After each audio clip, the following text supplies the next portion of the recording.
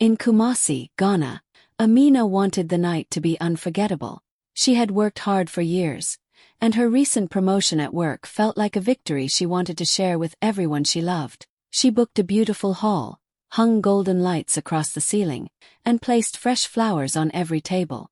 The smell of jollof rice, grilled chicken, and sweet plantains filled the air, making the whole place warm and inviting. She wanted her guests to feel at home, to feel her joy. Her family arrived first, clapping and hugging her tightly, proud of how far she had come. Friends followed, laughing, dressed in their finest clothes, excited to celebrate with her. But what made Amina's heart beat fastest was knowing that her longtime boyfriend, Tund, would also be there. She had dreamed of this day, imagined him smiling at her, maybe even holding her hand and telling her how proud he was. As she walked around, checking every detail, she couldn't stop smiling. She had chosen soft music to play in the background, a mix of highlife and smooth Afrobeat, setting a warm and joyful mood. Guests whispered about how stunning she looked in her gold and white gown, her eyes glowing with happiness. For Amina, this night wasn't just a party.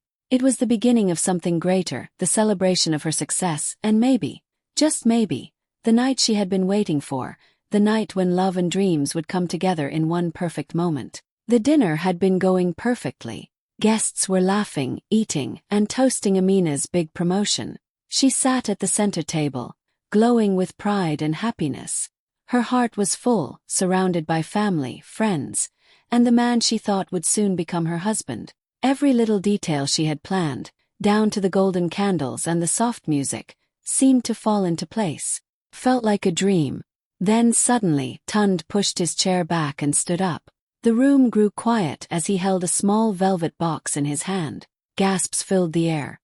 Amina's heart started beating so fast she thought it might burst. This was it. This was the moment she had been waiting for all these years. Her fingers shook slightly as she covered her mouth, tears already welling in her eyes. She imagined him kneeling before her, calling her the love of his life. But what happened next shattered her world. Tund didn't turn to her. Instead, he walked past her and stopped in front of Bizi, her childhood friend, the girl she had trusted with every secret, the one she thought of as a sister. The entire hall froze. Amina's eyes widened, her smile fading into disbelief. "No," she whispered under her breath, hoping it was some kind of cruel joke. But it wasn't. Tund bent down on one knee in front of Bizi.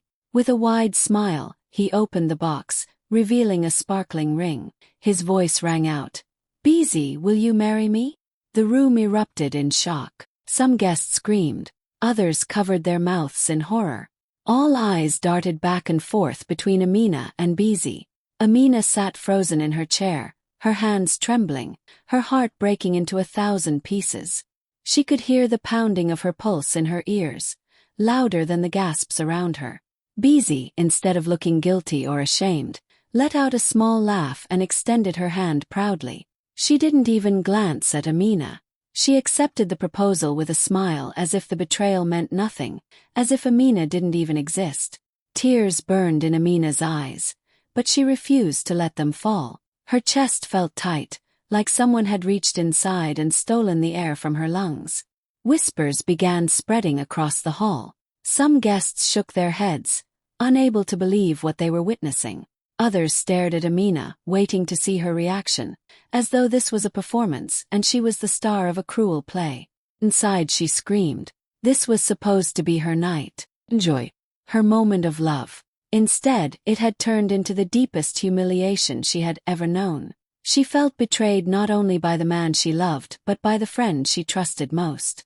Still, she sat tall, gripping the edge of the table with trembling fingers, forcing herself not to break. The pain was unbearable, but one thought echoed in her heart: this story is not ending here. The hall was filled with noise, gasps, whispers, and shocked voices, but to Amina everything felt distant, almost like she was trapped inside a glass cage. She sat frozen, staring at the scene in front of her, her boyfriend on one knee, her childhood friend proudly wearing a ring that was supposed to be hers. It felt unreal, like a nightmare she couldn't wake up from. Her chest tightened, her breathing shallow, but she refused to let a single sound escape her lips. Bizi smirked, stealing glances at her as if enjoying the sight of her pain. That little curve of mockery on her friend's face cut deeper than the proposal itself. This wasn't just betrayal. It was cruelty, plain and intentional. Amina's hands trembled under the table. She wanted to scream, to stand up and demand an explanation, but her voice was trapped somewhere deep inside, strangled by heartbreak. Some guests shifted uncomfortably in their seats. A few rushed to her side, whispering, "Stay strong, Amina. Don't cry here." They touched her shoulders, offering words of pity that felt hollow. Others did not move at all. They leaned back, sipping their drinks like spectators at a show, curious to see how far the humiliation would go. It was theater to them, a twisted drama unfolding live. Inside her head, a storm was raging. She remembered late-night conversations with Beezy, when she had shared her dreams of marrying Tund. She remembered all the sacrifices she had made for him, covering his debts, encouraging his dreams, standing by him when no one else did. And now, all of that loyalty, all of that love was being thrown back in her face. Tears stung at her eyes, hot and heavy, begging to fall. But Amina clenched her jaw, forcing herself to sit straighter. She would not give them the satisfaction. She would not let Beezy see her broken. She would not let Tun think he had destroyed her completely. They wanted her to crumble. They wanted her to shatter. But if she was going to break, it would not be here, not in front of them, not tonight. The whispers grew louder, some guests shaking their heads in disbelief, others muttering cruel things under their breath. Amina heard one woman whisper, "She planned this whole party, and look how it turned against her." Another voice replied, "How can your best friend steal your man like that?" Each word pierced her ears, making her humiliation sharper.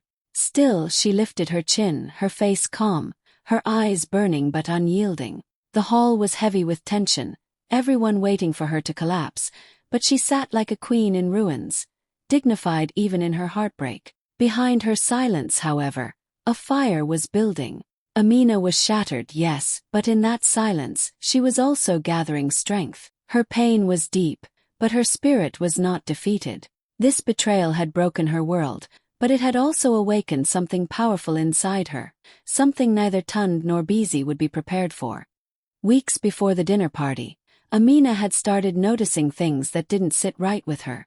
Tund had become distant, always on his phone, hiding messages, and giving excuses for coming home late. At first, she wanted to believe he was just busy with work. She loved him too much to think otherwise. But deep inside, a small voice kept whispering that something was wrong. Then there was Beezy.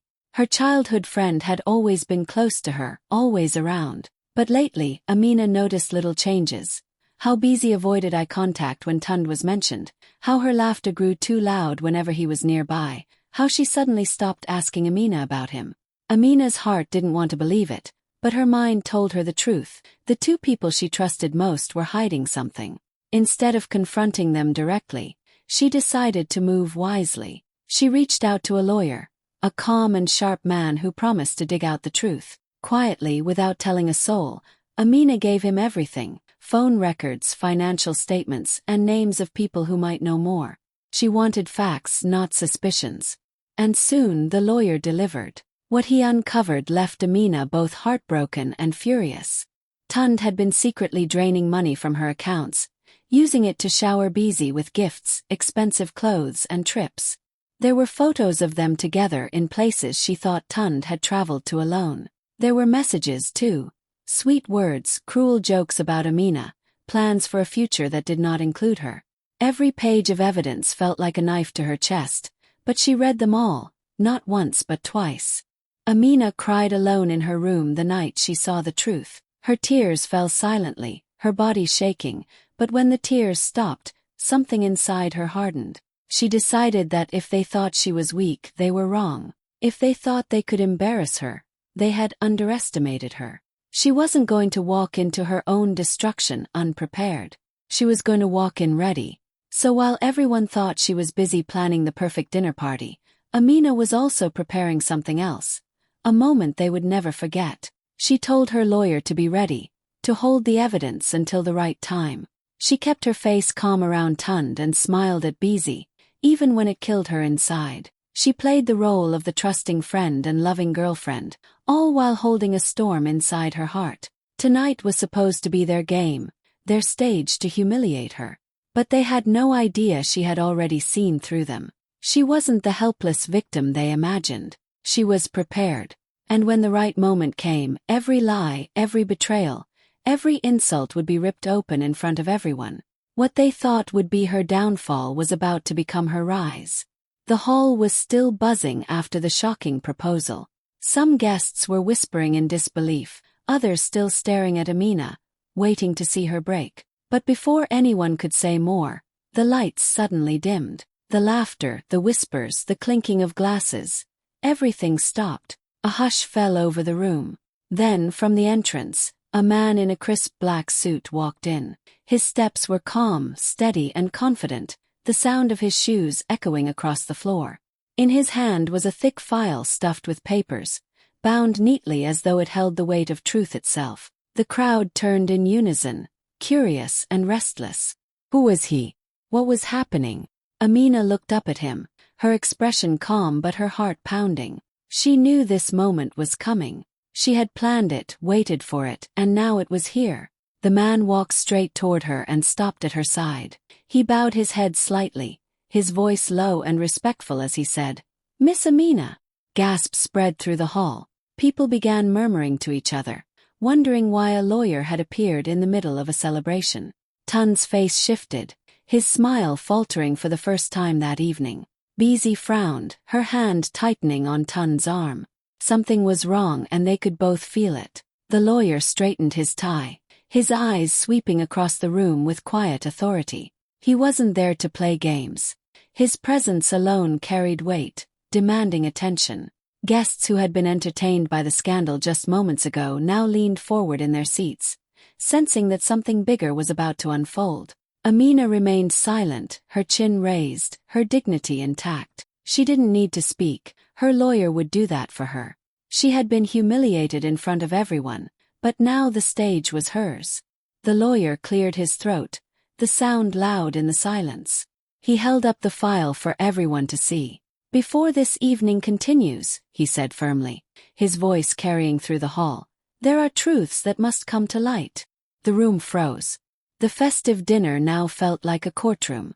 No one dared move, no one dared speak. Every eye shifted from the lawyer to Tund, to Beezy, and back to Amina, waiting for what would come next.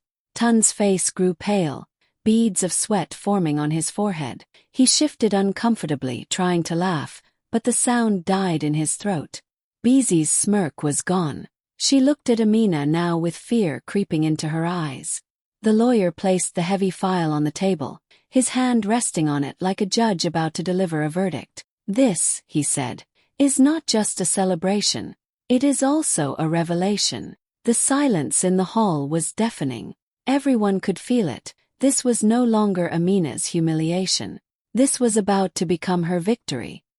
The lawyer let the silence stretch for a moment, holding the attention of every single person in the hall. Then he cleared his throat, his deep voice cutting through the heavy air. "Before this farce continues," he said slowly, firmly, "certain truths must be known." All eyes were on him. He opened the thick file with steady hands, pulling out a stack of papers.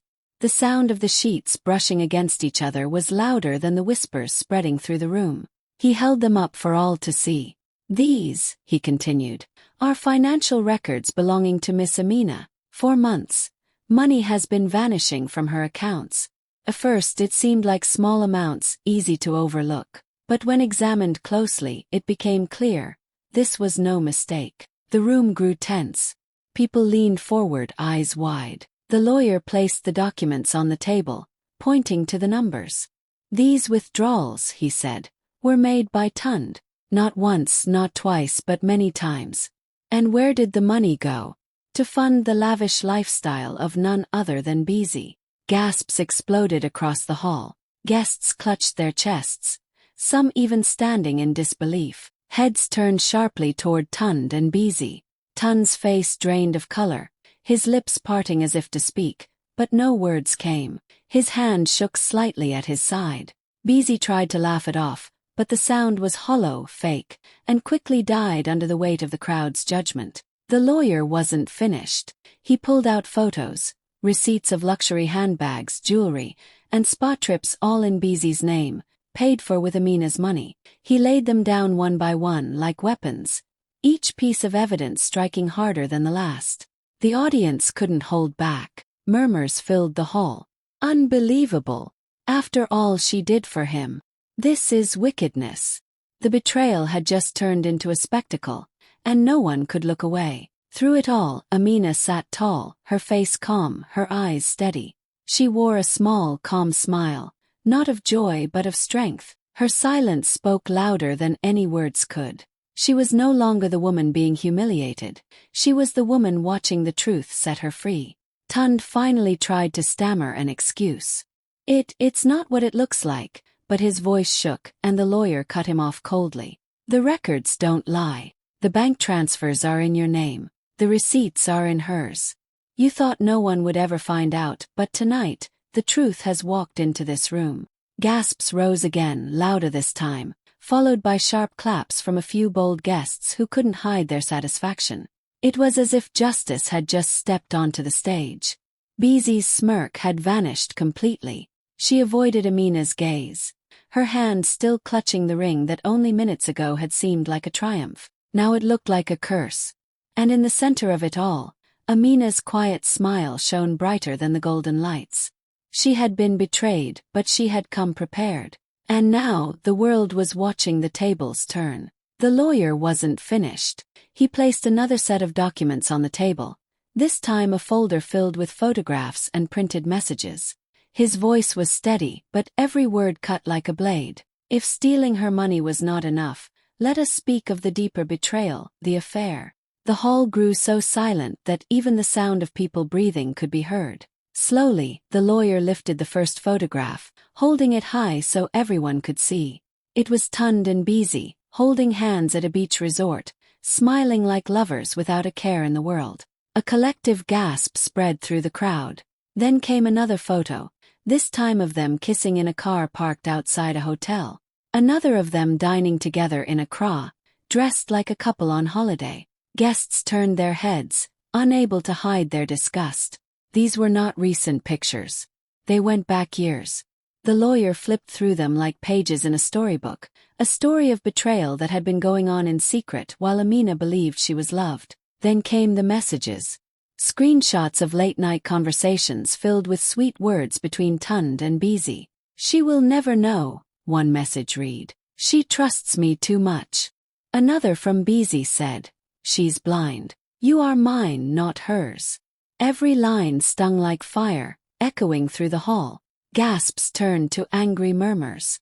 People who had once admired Tund and Amina as the perfect couple now shook their heads in shame. One guest muttered, "How could he do this after all she's done for him?"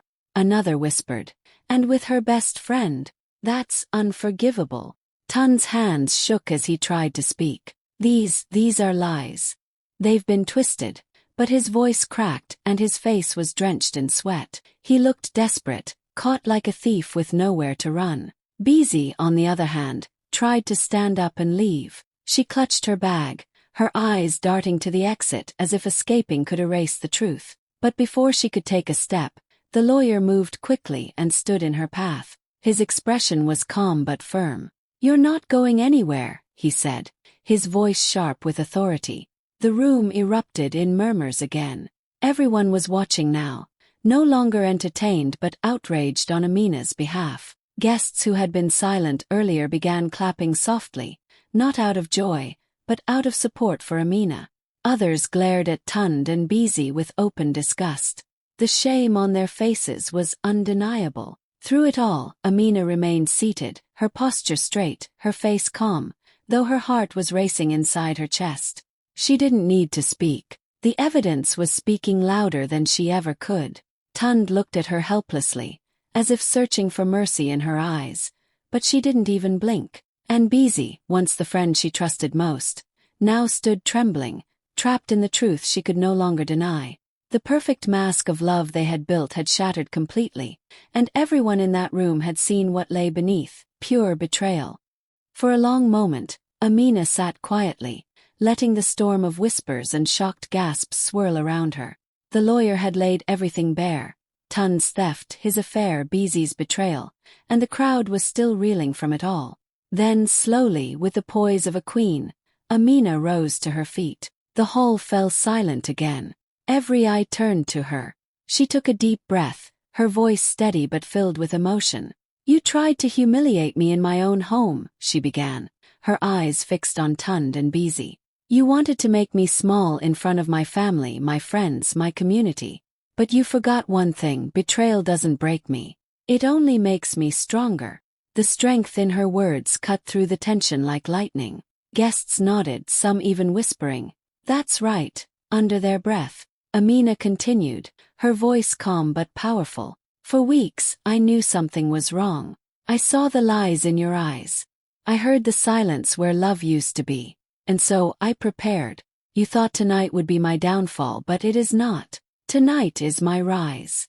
She turned slightly, addressing the crowd now, her dignity shining through. "I want you all to know, I have already ended every tie with Tund. We are no longer bound in any way. Every shared asset, every property, every business deal, we no longer own them together. Legally, everything belongs to me. He has nothing." Gasps filled the air again, but this time they weren't for betrayal, they were for victory. People clapped, some even cheering loudly. The applause grew like a wave, crashing through the hall until it drowned out everything else. Tun's face twisted in shock, his mouth opening but no words coming out. He had lost not only his dignity but also every piece of security he thought he had. The reality hit him harder than any slap could have. Beezy shrank in her seat, gripping her ring, realizing she had chosen a man who had nothing left to give. Amina's eyes glistened with unshed tears, but her voice never wavered. "You wanted to destroy me. Instead you freed me. I am not tied to your lies, your debts, or your games anymore. I stand on my own, stronger than I have ever been." The applause rose again, louder this time, people standing to honor her courage. Some guests had tears in their eyes, moved by her strength. Others shouted words of encouragement. "Queen! Powerful! That's how you fight back." Amina lifted her chin, a soft but confident smile on her face. Her heart was still bruised, but in that moment, she wasn't a woman betrayed. She was a woman reborn, a woman who had taken her pain and turned it into power. The night that was meant to shame her had instead crowned her with respect. And everyone in that hall knew, Amina had won. The applause was still echoing through the hall when the lawyer raised his hand for silence. The crowd grew quiet, waiting, sensing that something even bigger was coming. He reached into his file once more and pulled out a single paper, this one stamped and sealed. He placed it on the table with a firm hand. His voice was calm, but the weight of his words filled the room. "This," he announced, "is the final piece of truth. A lawsuit has been filed against Tund for fraud and theft." The room exploded with gasps. Some guests covered their mouths. Others let out sharp cries of disbelief. All eyes flew to Tund. His face turned pale, his lips trembling as he shook his head. "No, no, this can't be happening," he muttered, stumbling back a step. The lawyer's gaze was steady. Every illegal transfer, every stolen naira, every debt hidden under Amina's name, it is all here. The evidence has already been submitted, and tonight, the law will answer. At that exact moment, the doors at the back of the hall opened. 2 police officers in uniform stepped inside, their boots clicking against the floor as they walked with authority. The crowd parted in silence, making way for them. The officers stopped right in front of Tund. "Tund Adeyemi," one officer said firmly, "you are under arrest for fraud and theft." Before Tund could react, the officer pulled out a pair of cold steel handcuffs. The metallic click echoed like thunder as they locked around his wrists. The entire hall erupted in whispers and gasps again. Tund's eyes darted wildly around the room. "Amina, please. Please tell them this is a mistake." His voice cracked, his pride gone, his desperation on full display. But Amina only looked at him with calm, steady eyes. She didn't speak. She didn't need to. The silence between them was louder than any answer.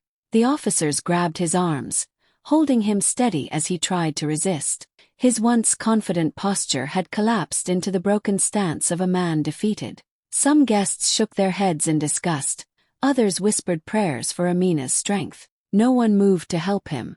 And then there was Beezy. She stood frozen, her face drained of color.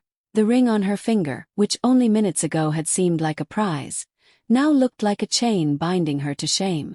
She tried to take a step back, but her legs wouldn't move. People stared at her with contempt, murmuring, "Look at her.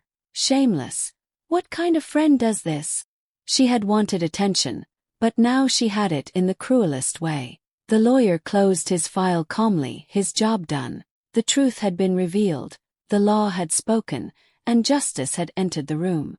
As the officers led Tund away, his head hung low. Amina stood tall, her strength shining brighter than ever.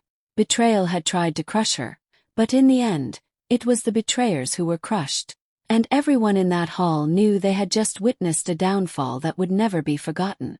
The hall was still buzzing after Tund was taken away. Guests whispered to each other, shaking their heads in disbelief, while others kept glancing at Amina with admiration. She stood in the center of it all, her golden gown glowing under the lights, her dignity untouched. The very night that was meant to break her had turned into the night she rose higher than ever before. With slow, graceful steps, Amina lifted her glass. Her eyes glistened with tears, but this time they were not tears of pain, they were tears of triumph. Her voice rang out clear and steady. "Tonight was not my downfall," she said, pausing as the crowd leaned closer. "Tonight was my rebirth." The hall erupted in cheers and applause. People stood from their seats, clapping, shouting her name, some even raising their own glasses in her honor. The sound was thunderous, filling every corner of the room, drowning out the memory of humiliation. Amina smiled through her tears. "Betrayal tried to destroy me," she continued, "but instead it crowned me stronger. Tonight I have lost nothing. I have only gained freedom, truth, and strength." Her words carried power and everyone felt it. Friends rushed forward to embrace her. Family members kissed her cheeks, telling her how proud they were. Even guests who had come as strangers now looked at her with respect, calling her a woman of courage, a woman who turned her pain into power. By the end of the night, the betrayal was no longer the story people would tell. The real story was Amina, the woman who stood tall in the face of humiliation, who fought back with grace, and who proved that no one mocks her and wins.